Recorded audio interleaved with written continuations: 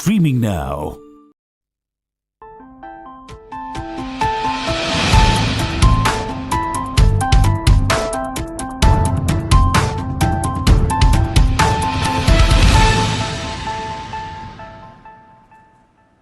Hello and a very warm welcome. Thanks for tuning into News 9 Live. I'm Kabir Naqvi.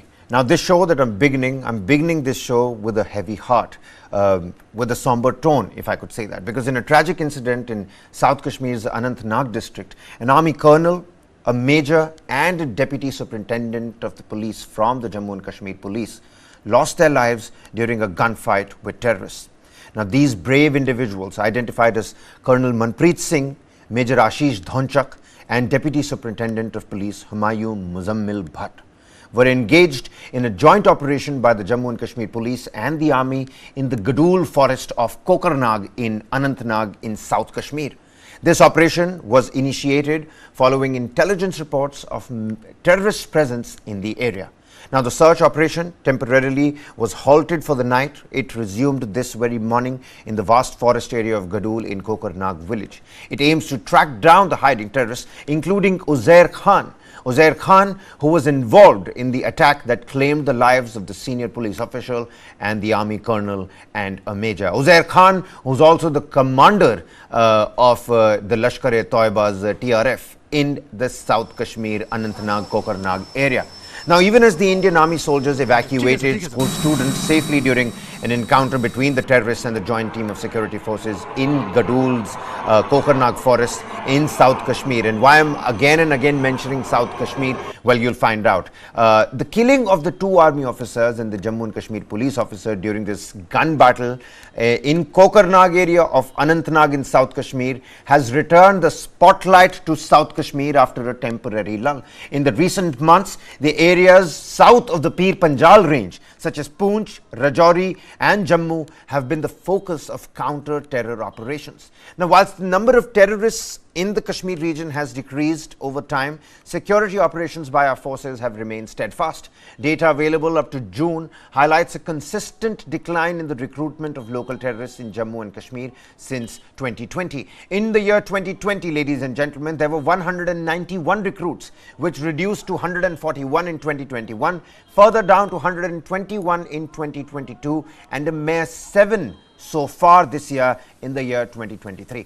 Of the total terrorists that have been neutralized in the Union Territory since 2020, 549 were locals, but here's the catch. 86 had foreign origins. Now, during this period, a significant number of 133 local recruits either willingly surrendered or were apprehended, whilst the corresponding figure for foreign terrorists stood at 17. These statistics shed light on the concerted efforts of our security forces in maintaining peace and stability in the region. We pay our respects to these brave souls who laid down their lives. A salute to them who laid down their lives in the line of duty. Stay with us, ladies and gentlemen. Get down in the comment sections as to what you're feeling. If you'd like to pay tributes to these, Bravehearts, you can do that in the comment sections. Of course, exercise the right kind of caution when language is being, adhered to. Stay with us as we delve into the deeper, implications, regional implications into this incident and bring you the latest updates as well. Joining me here on the broadcast is Lieutenant General Sanjay Kulkarni, who's a defense expert and SP with former Jammu and Kashmir DGP. A very warm welcome to the both of you. Gentlemen, do stay on with us. Our reporters have been visiting the houses of Manpreet, of Humayun Bhatt, and of course Ashish Dhonchak. We're getting reports for the viewers to see what it's like a day after what happened in the intervening night of Tuesday and Wednesday. Let's listen into this report. Let's take a look. Let's not waste any more time. Of course, it's a somber note, somber occasion. The entire security force is poorer without these three Bravehearts. Report on your screens next.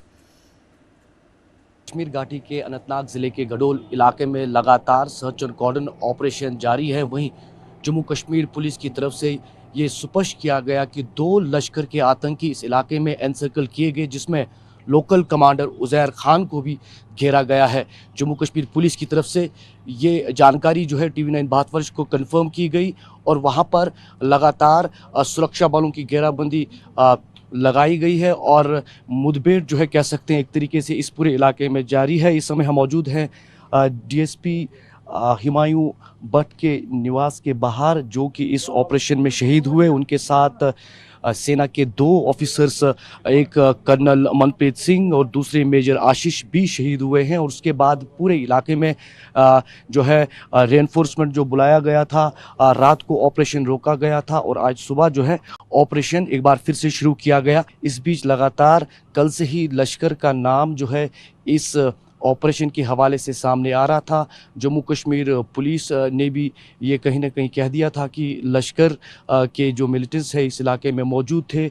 और जब सेना और police को ये जानकारी मिली थी, उसके बाद एक जॉइंट ऑपरेशन चलाया गया था और initial search and cordon operation के बाद ही इस इलाके में फायरिंग देखने को मिली थी।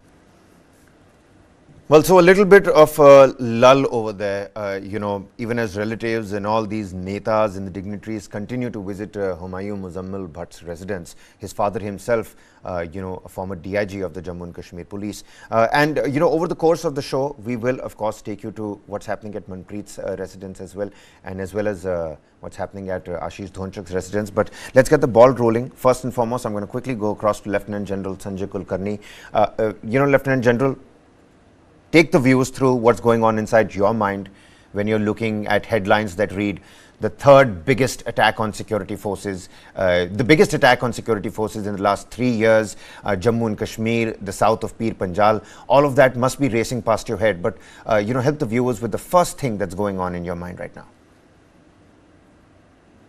Kabir, extremely sad, because I can't imagine such an incident happening, because it definitely is something you feel very, very sad after all. They're young officers who, in the line of the duty, have lost their lives. My heart goes out to their families. But, it's one of those things. These officers are trained to lead from the front. But just having said that, let me tell you, these south of Kashmir and north of Kashmir, if you say divide the area, the north of Kashmir is, of course, what we call the LOC, which is heavily guarded, and the infiltration chances are as dim. But these days, the infiltration is also coming through Punjab, is coming through, the areas even from Nepal, and then you can have people infiltrating. But besides, of course, the weapons can be also infiltrated, or you reach the required destination. You're using drones, you can use little boats, dingy boats, and then cross the rivers and get across from the northern Kashmir, and then again infiltrate. These are all south of Pir Panjal ranges. Cross the Shamshabari, you come down to Pir Panjal ranges. These things of late have happened a little bit. This is an area where, last encounters that took place, and that is where they really need to be concerned about. The concern is not that this thing, the input was there. We knew that there was an input, and therefore I, having operated so much and commanded an RR battalion, there was no need to rush. Because if the inputs have come late in the evening for such an input, and the DSP himself is accompanying the commanding officer and the company commander over there, well, one could have always waited, because you know what it is. The fact that they've been shot at night is also indicative that the Lashkar-e-Taiba militant are equipped with night vision devices. They know exactly who to pick up, because the commanding officer, the rest of the team couldn't be alone. They are all a part of a team which should have been left once they know that it is in a forested area, a thickly forested area. Not easy, and they hold up this thing. Right now also, of course, the entire area would have been cordoned.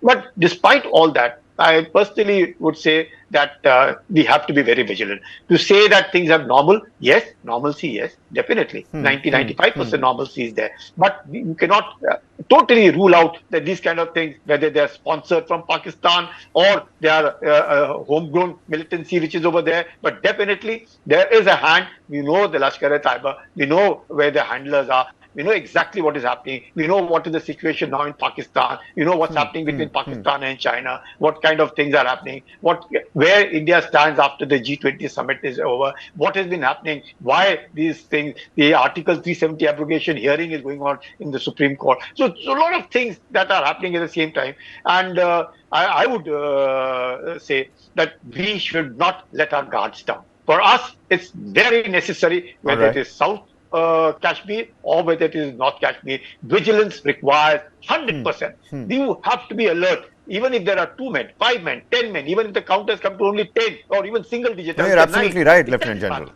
You're absolutely Yeah, right, because Lieutenant we General, have because to be careful. you Yeah. know, 95% there is good work that's been done. Doesn't mean that we're going to stop our work and sit back at home. We must, strive for a complete 100% as well. SP Ved, former Jammu and Kashmir DGP, with us on the broadcast as well.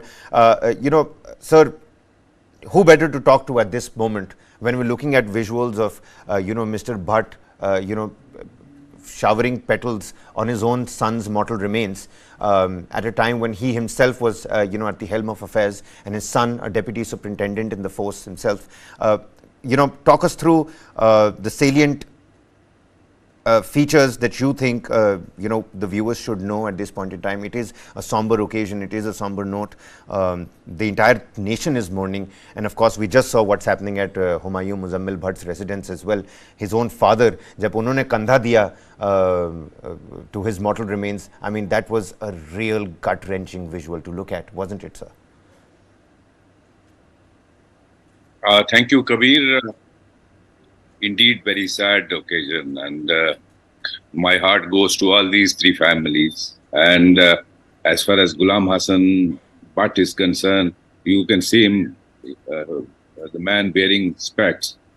Right. We all have worked with him. He was our colleague, retired only a few years back as DIG. A very upright officer and very devoted to his job. And losing young son, the only son like this, could be devastating. And knowing that what is the risk in joining police service, he permitted his son to join J&K police. That speaks of his devotion to the state, to the country. And I think we must all go ahead to their commitment to duty, commitment to the nation. So, Ghulam Hassan, my sympathies with his family, and he has been very, very good officer all through his career.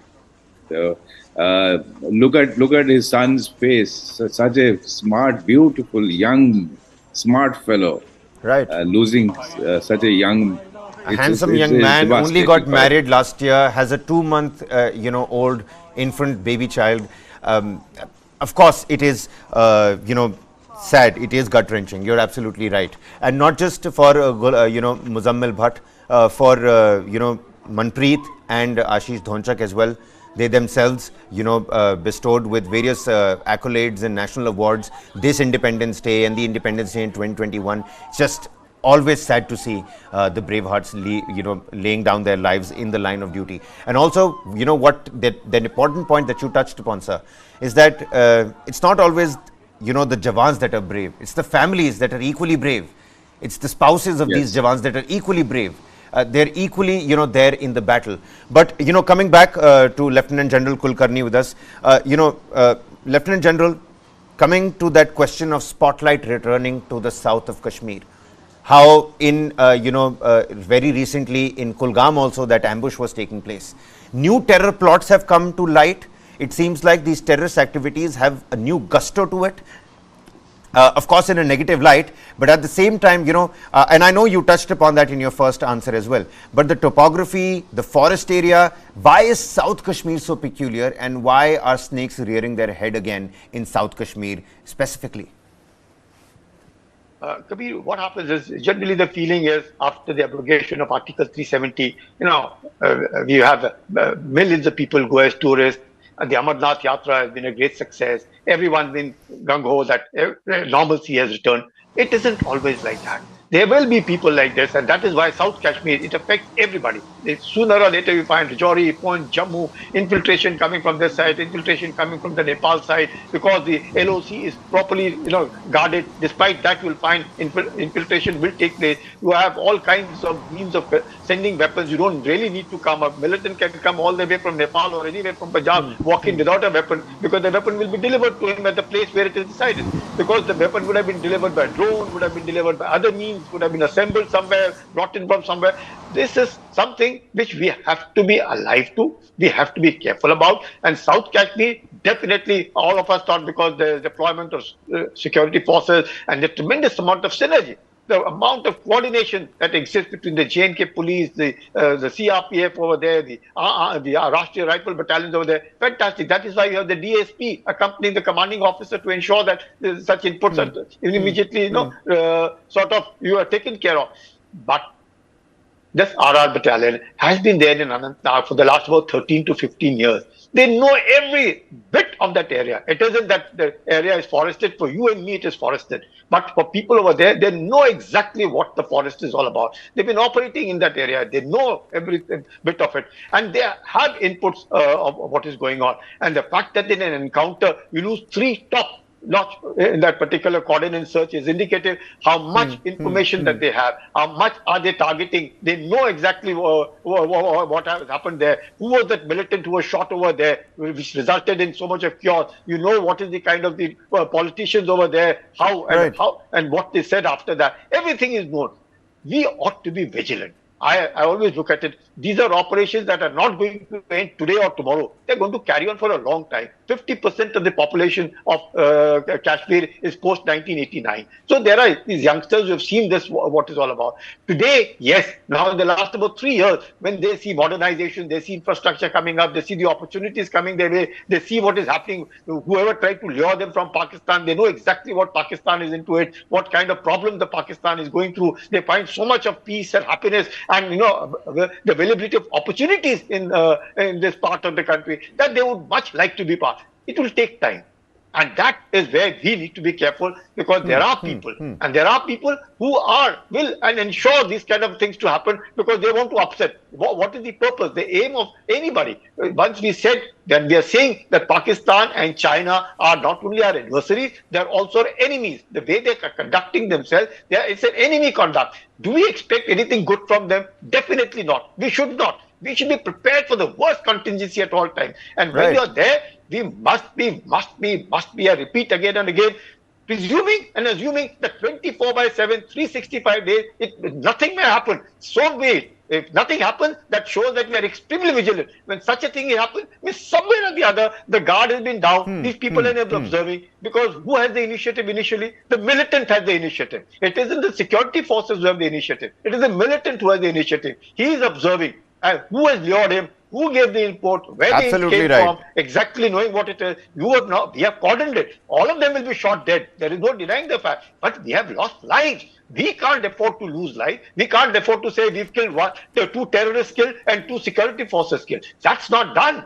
We cannot afford it. For us, it is 55 militants killed, no security force killed. No, you're absolutely right, Lieutenant General, because a lot of people have been asking me, when the terrorism has gone down, what drives these counter-terrorism operations? And what you've said is exactly the reason what drives counter-terrorism operations. Just to give the viewers and the gentlemen a little update that we're getting right out of, Kokarnag. Firing has resumed at the operation site as the operation continues on day 2.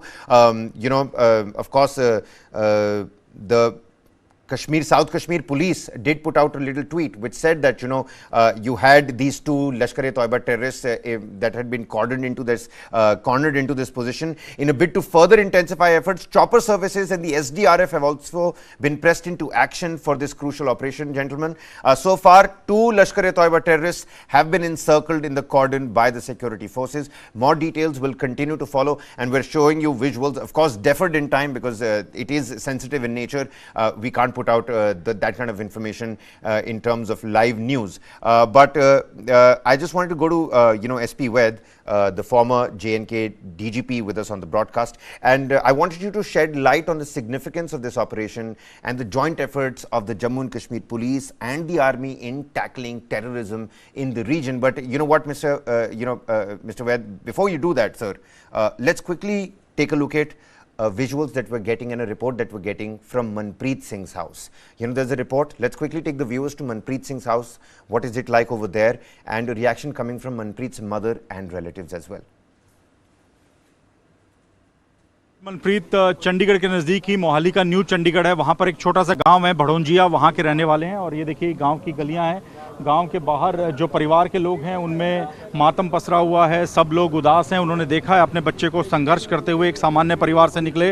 हरतेज Singh है उनके चचेरे भाई हमारे साथ। हरतेज सिंह जी, आप बता रहे थे कैसे संघर्ष किया, चंडीगढ़ साइकिल पे जाते थे, पढ़ाई की, अपने दम पर ही सेना में नौकरी हासिल की, तो सेना के अफसर बनने का कितना बड़ा उनको क्रेज़ था और अब ये शहादत हुई है, तो कैसे आप लोग परिवार के लोग इसको देख रहे हैं? क्रेज़ तो सर ऐसी है कि देखो, मतलब हमारे ख़ानदान में ही मतलब आर्मी का वो रहा है शुरू से।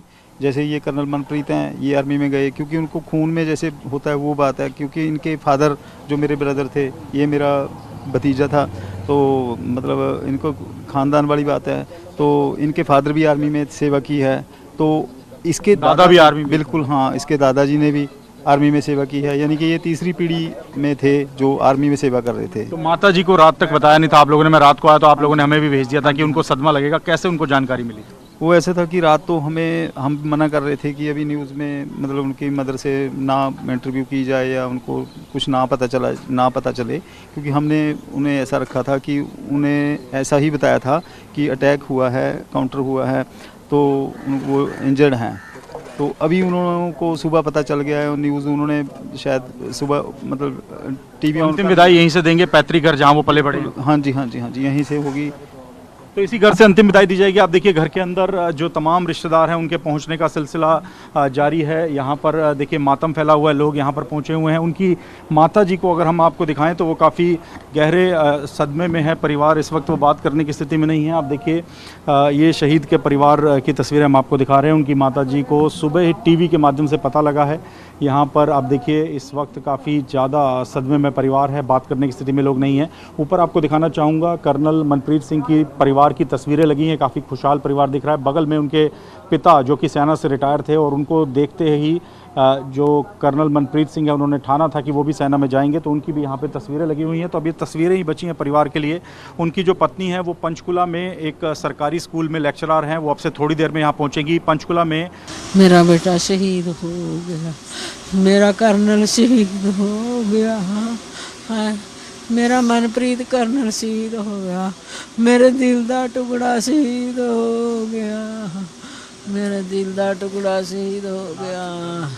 संडे नू मेरी गल होई थी 3 ਵਜੇ ਦੁਪਹਿਰੇ ਨੂੰ ਮੇਰੀ ਗੱਲ ਹੋਈ ਤੀ। ਕਹਿੰਦਾ ਮੈਂ ਸੁੱਤਾ ਪਿਆ ਉੱਠਿਆ ਏ, ਤੁਸੀਂ ਵੀ ਆਰਾਮ ਕਰ ਲਓ ਮੰਮੀ।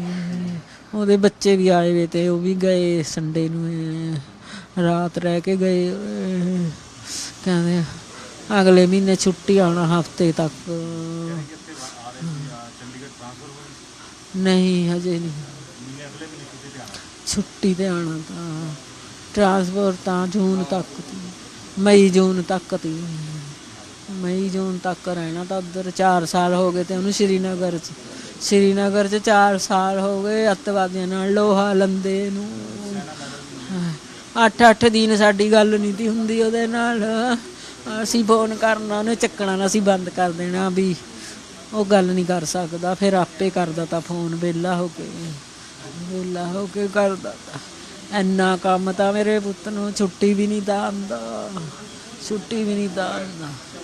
ਇੰਨਾ ਕੰਮ ਸੀ। ਕਹਿੰਦਾ ਮੈਂ ਮੰਮੀ ਕਿਹਦੇ ਸਿਰ ਤੇ ਛੱਡ ਕੇ ਆਵਾਂ, ਮੇਰੇ ਸਿਰ ਤੇ ਬਹੁਤ ਕੰਮ ਹੈ। ਮੇਰੇ ਪੁੱਤ ਨੇ ਇੰਨਾ ਉਹਦਾ ਲਿਆ, ਛੋਟੇ 'ਚ ਰਹਿ ਜਾਂਦਾ, ਨਾ ਕਰਨਲ ਬਣਦਾ ਹਲੇ, ਨਾ ਬਣਦਾ ਹਲੇ ਤਾਂ ਉਮਰ ਵੀ ਉਹਦੀ 40 ਸਾਲ ਦੀ, 40 ਸਾਲ ਉਮਰ ਤੀ ਹਲੇ ਉਹਦੀ।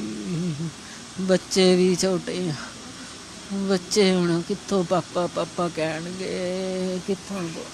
मैं आपको बस जस्ट इन ब्रीफ बता देता हूँ कि whatever has been given in your newspapers, I have nothing beyond that.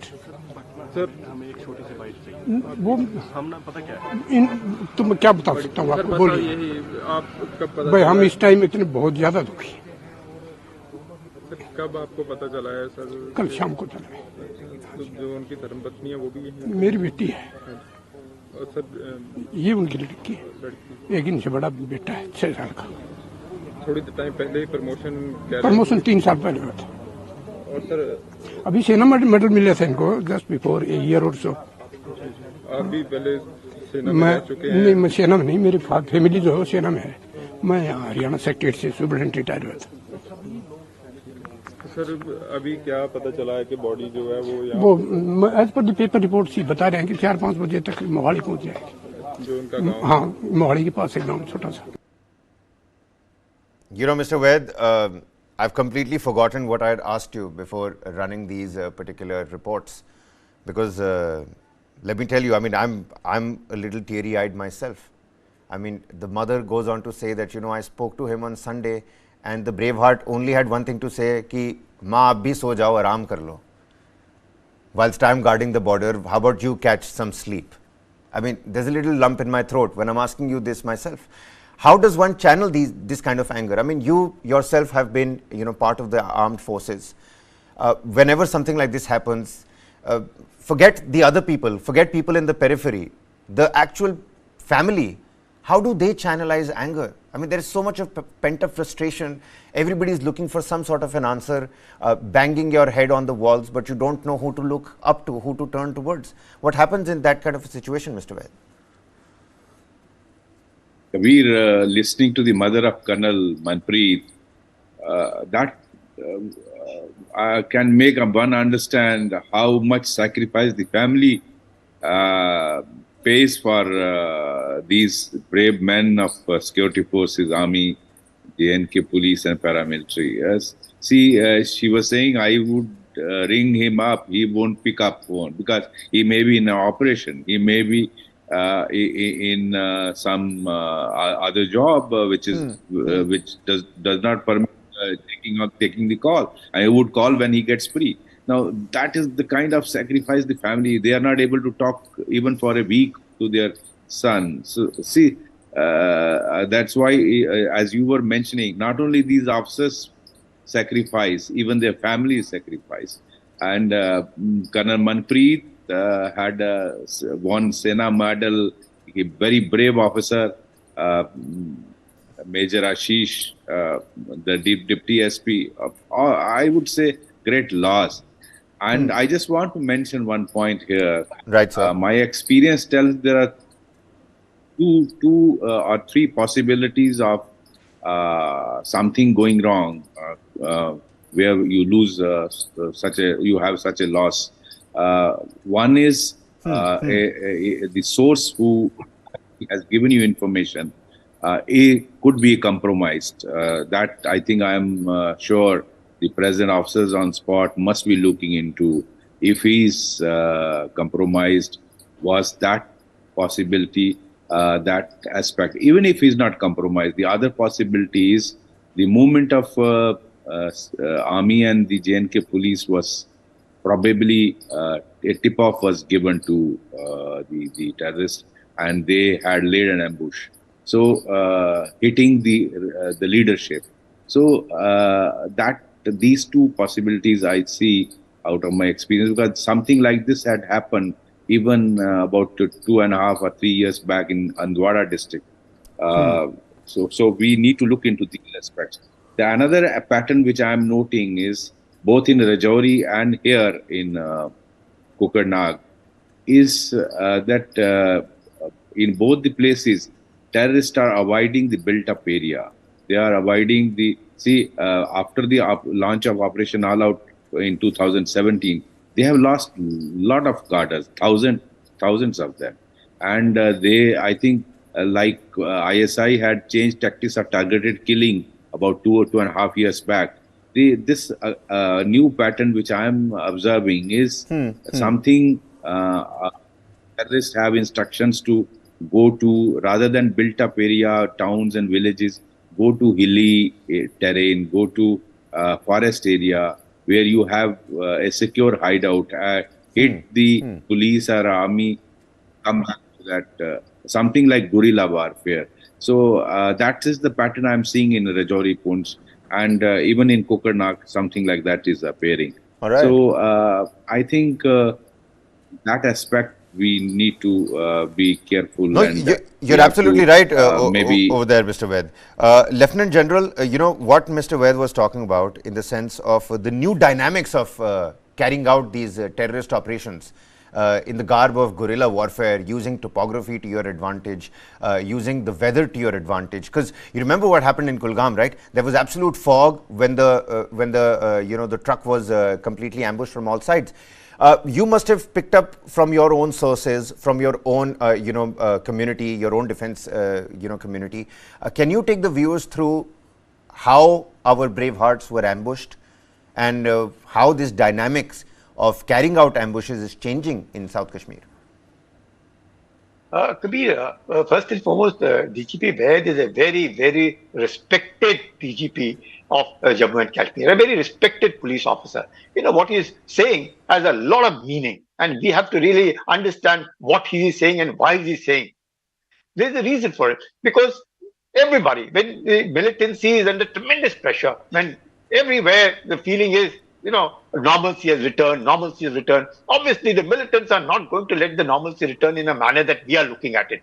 And therefore, we have to change our modus operandi. It is very essential. A person who's giving you input, he is giving you input, and the input was perfectly fine because there were people over there. But that input led to our officers getting ambushed. And therefore, whether compromise, not compromise, we have to be very careful. And we, first and foremost, as I said, begin with, the initiative is always with the militant. He fires first, and thereafter you're opening fire. If 3 people are knocked out at the same time, then you can well imagine how well laid out ambush that would have been over there at that point of time, that this man leads them to the hideout, and just when they're about to start, the first 3 are knocked off. And thereafter, then the confusion starts, whether they've run away from there, they hold up over there, whatever. The subsequent actions are not much. They will, both of them, 3 of them, all of them will die. That's not what it is. We also have to be dynamic. We also have to be constantly changing our tactics. And obviously, because they know the repercussions to the incidents that are going to happen in cities is going to be terrible. They will not know. They will lose the whatever support, logistic support that they're getting there, and therefore move everybody to the forested areas. And moving into the forested areas, there's so many hideouts, so many caves, so thick are the jungles, so bad is the weather. The visibility is very poor. At all times, helicopters won't be able to fly. So information coming in would be very limited, and just a few people who are going to be logistically supplying them. We have to change our mindset. We cannot afford to be complacent, if I may say so, Kabir. We have to be at all times vigilant. And as I said, 24/7, 365 days, expecting something or the other to happen. That is the reason why we are deployed there. The very purpose we are there is to ensure difficulty, number 1. Number 2, at no point of time should this, all these boys, I must tell you, Kabir, these people over there, the militants, will videograph the entire activity of everybody over there. Videograph the entire activity. Time is at this thing. For years on, they will do this. And you'll find that, they know who to knock off. They know that this particular battalion has been there for years on. They know how the whole operations take place. They know what the reaction will be, what enthusiasm will there be. There's been normalcy all across.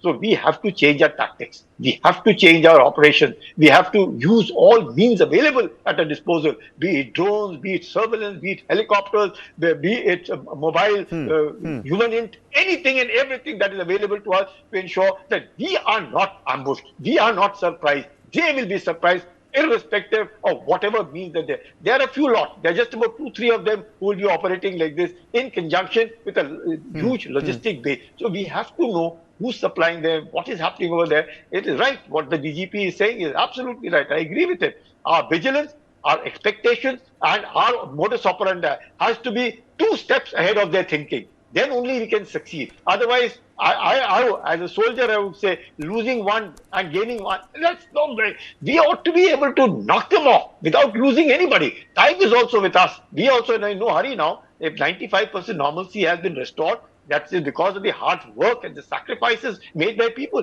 We cannot afford to lose people anymore now. We have to knock them off. We have to know where the source is. Where is it coming from? And we must not get surprised, because again and again I say, in a democracy, in the way we function, we are not the first ones to fire. We don't fire. Our first shot doesn't come from us. It is they who fire. And it is they who know that this is the way the Indian army or the security forces in India operate. They are not the ones who will fire at us. he will fire at them. So the target is known to them. They know exactly what it is happening. The source, he himself would have told them that I'll be standing left, right on these people. Please, you know who they are. There it is. You No, know you're what has absolutely happened on right. this. You're absolutely right. And, I do concede the DGP's points myself, because the most plausible reason here, I mean, of course, it looks like it's from a Hollywood flick, but it seems to be that the source might be compromised. Now, even as we're looking at all these visuals of the SDRF that has been deployed, all the extra forces and extra boots that have been deployed, if it were just a number game, DGP Ved, then you would know who's winning, because the information that we have, and I'll just read out the latest update that I have for the viewers. There is fresh firing that is resumed between the terrorists and the security forces at the Gadol area of Kokernag. There was a lull in the middle, but now it seems there's fresh firing that is resumed at the encounter site. The operation was suspended for the night. However, more reinforcement has been rushed in, and we already have told the viewers about Uzair Khan and other LET militants that are involved in the killing of Colonel, the Major, and the police officer. More details will soon follow. Now, these are the visuals that I'm talking about, DGP Ved. With the kind of boots that have been deployed, in that search and cordon, we've cornered, encircled just 2 LET terrorists. If it were a number game, we'd understand and know who's winning, because clearly we've got a plethora on our side and just the 2 on the other side, DGP Ved. But what do you think in South Kashmir is working towards the terrorists' advantage? Lieutenant General Kulkarni did point out that it's a forest area. You spoke about the topography. Of course, the choppers can't fly all the time. Drones have to be used. A lot of new technology. And Lieutenant General Kulkarni also said that we need a technological pivot as well. Your viewpoint on that? What is working to the advantage of the terrorists in that area? There are just 2 over there. We're so many. See, Kabir, whatever Lieutenant General Kulkarni said, I completely agree with him, and he is very experienced general. And the priority should be that there is no more human casualty. That is very, very important. See, producing officers like Colonel Manpreet, Major Ashish, and DSP Bhatt takes years to produce, and that is the last we should avoid and should have avoided. I have no doubt about these 2 terrorists getting killed very soon. You will get news. Oh, certainly, sir. Certainly, sir. Their lives will not go in vain. That's for sure. That's for sure. Do go on. But loss should have been prevented. That is what I feel. And no more casualties should India suffer. That is very, very important. And make use of drones, identify, and if location has been now known, I think all precautions must be taken to ensure that we don't lose any more. That should be. And as far as tracking these 2 terrorists, now once the firing has resumed, I have no doubt what they're getting neutralized. Very soon you will get that news. And I understand we have a tradition of officers leading. Both Indian Army's highest tradition of the officers leading the men. It's not if you see Kargil war, more number of young officers died. So Indian Army is not like Pakistan Army that the army's general in Pakistan are all whiskey generals and they use their only jawans. That is not Indian Army. It has higher institutions. So same has been actually in last so many years association with the Indian Army. The J&K police has also acquired. Let me mention here, we have lost more than 1,700 policemen and officers, and injuries to thousands of them. And out of injured people, 7 Director General police officers have been injured. Tell me one police in the country, even across the world, where 7 chiefs have been injured. Can you imagine? So that is the highest tradition of Indian Army and J&K police. We will get them. I have no doubt about it. But just wait. I think the area is little difficult. Even drones have difficulty because it's a thick forest area. The visibility, when there is a thick bushy and tree growth, it is difficult to have a clear visibility. But once the firing has resumed, I am sure tentative location has been known, and we will neutralize them very fast. Absolutely, DGP Ved. It is a sensitive situation, certainly. Just a short while ago, we learnt that, at, the Deputy Superintendent Humayun Muzammil Bhatt's residence, a lot of politicians thronged his residence. Of course, leaders of the National Conference over there as well. Farooq Abdullah, he's given a reaction to the media. Let's quickly listen into Farooq Abdullah, who was earlier at Muzammil Bhatt's residence himself. His reaction on your screens next. और इसका मुझे अंत नहीं दिखता है। आज भी देखिए कहीं रजौरी में एनकाउंटर, कहीं और एनकाउंटर रोज़ होते रहे और हुकूमत रोज़ चिल्लाती रहती है कि मिलिटेंसी ख़त्म हो गई। अब बताइए मुझे, क्या मिलिटेंसी ख़त्म हो गई? ये ख़त्म नहीं हो गई। जब तक कोई रास्ता न ढूंढा जाए जिससे अमन आ सके। लड़ाई से अमन नहीं आता है, बातचीत से अमन आता है। लड़ाई से देख लीजिए आप यूक्रेन का हाल क्या है, और कहीं भी कोई रास्ता निकल नहीं रहा है।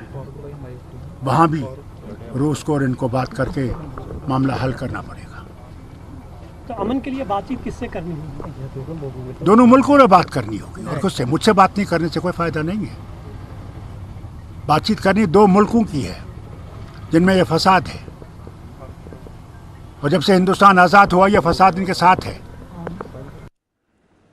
Well, now, gentlemen, I understand Farooq Abdullah, he's a politician. Of course, statements will be read under the political light. I don't want to personally ask you a political question as well, because that's not your job. But the statement that he spoke about, how there needs to be better dialogue between the two countries, is that something that we can possibly, pick and break apart? Lieutenant General, would you like to pitch in on that? See, Kabir, you talk to whom? The question is, you talk to whom? In Pakistan, who do you talk to? Because the Pakistan is constantly governed by the military over there. And the Pakistan Army's one-time agenda is to bleed India with 1,000 cuts. That is what their aim is. What do you talk with them for? Unnecessarily. It's a waste of time. So therefore, time and again the politicians from Jammu and Kashmir keep saying this.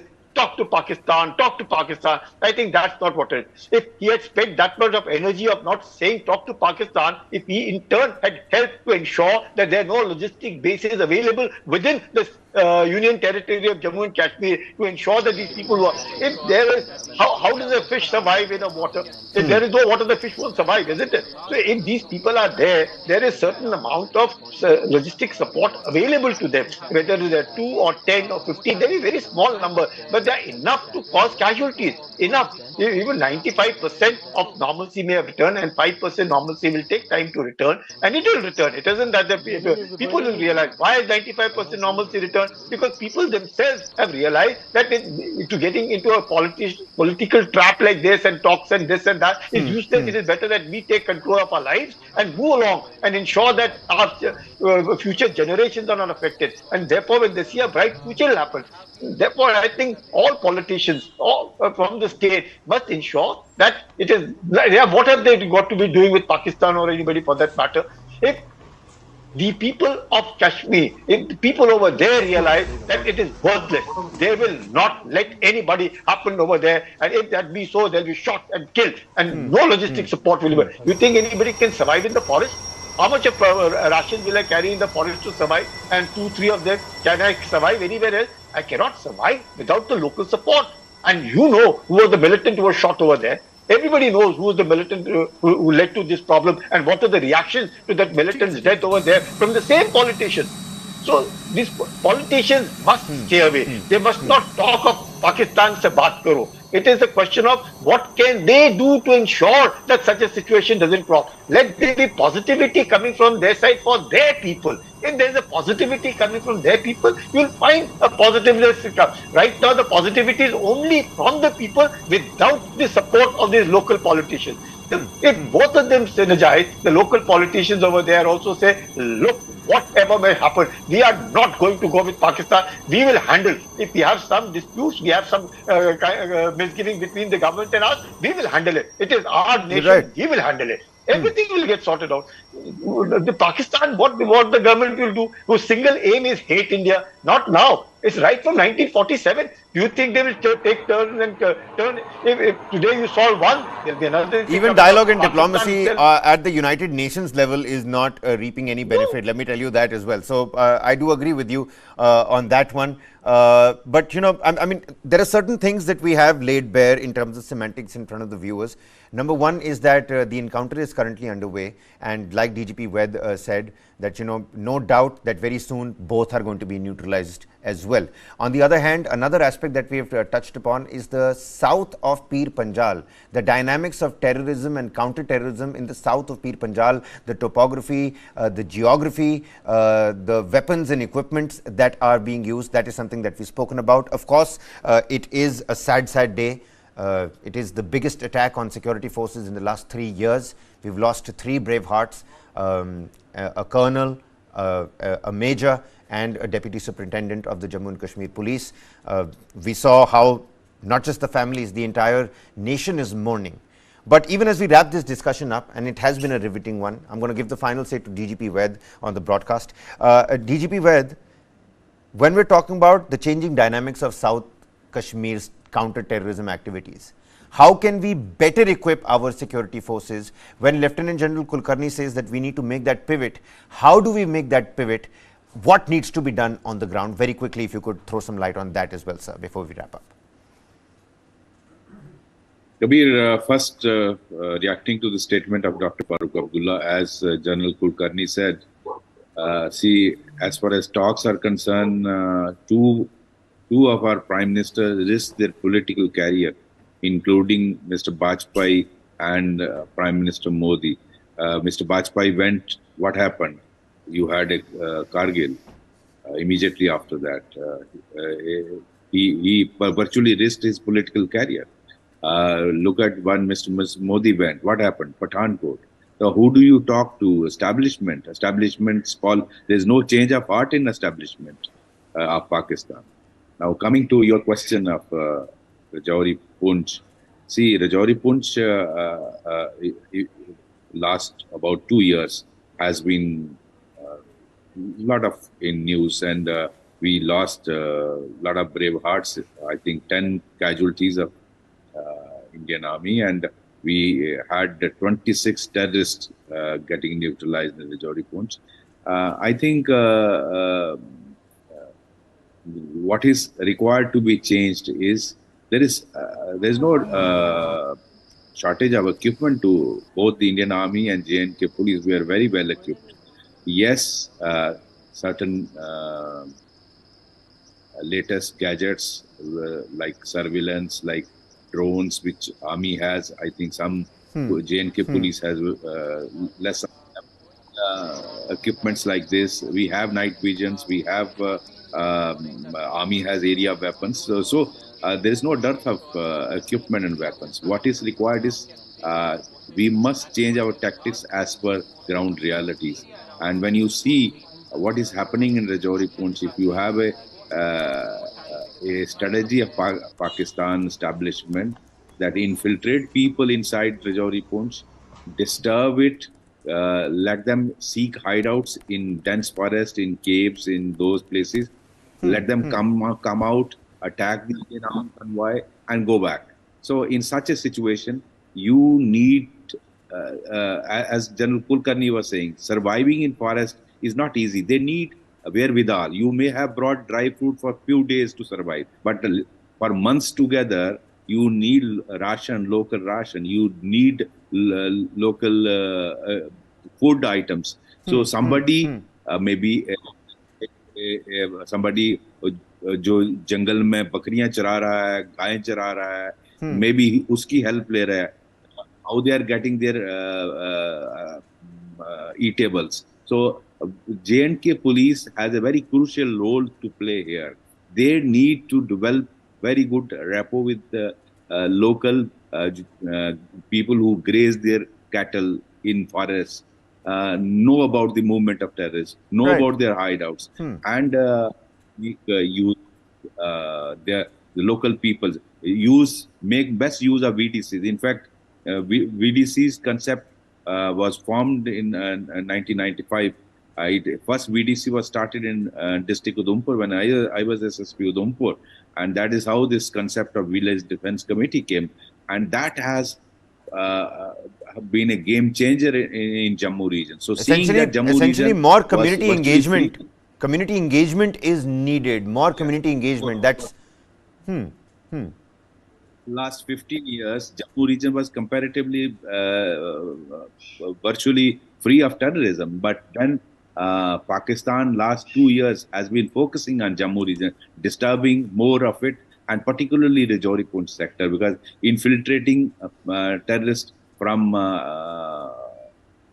border areas because of tough terrain is easier. So that is why we need to change our strategy as per the change in tactics. I think that's the underlined segment that I'm going to highlight. It is the change in tactics vis-a-vis the ground realities that DGP Ved has put across. Of course, more community engagement is going to help out because the army needs the locals need the army. It's a two-way street and a mutual respect street. DGP Ved and Lieutenant General Kulkarni, many thanks for joining with us, sirs. It has been riveting with your insightful inputs. No better people to talk to on this particular aspect, even as we're telling the viewers that the encounter is still underway.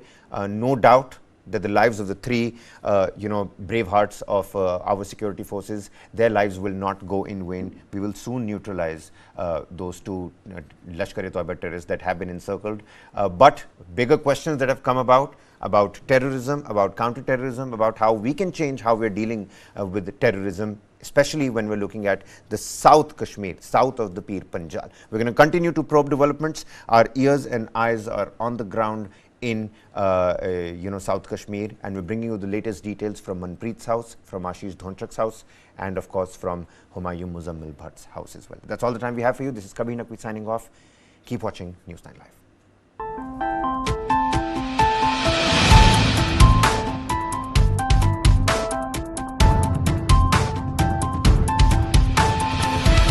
With all this gear, you must be wondering if I'm climbing a mountain. Well, let me give you a wider look of this place. This is Asia's largest mountain of shame. A mountain of waste, almost the height of the Qutub Minar. When you enter capital cities of some of the biggest countries in the world, you don't have three garbage mountains waiting to welcome